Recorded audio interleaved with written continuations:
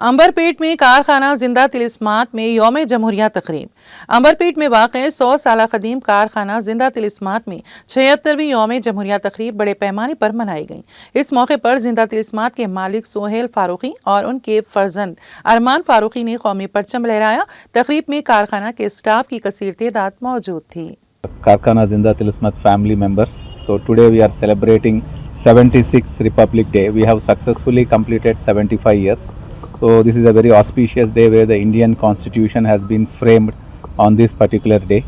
So I'm happy, and one more happy thing is our company is much older than the Republic Day. So we have completed 100 years Karkhana Zinda Tilismath.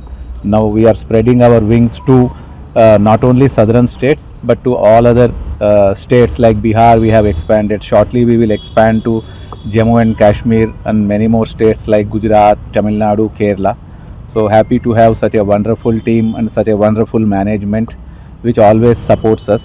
So I wish everyone all the best and a great career with Karkhana Zinda Tilismath. Thank you everyone.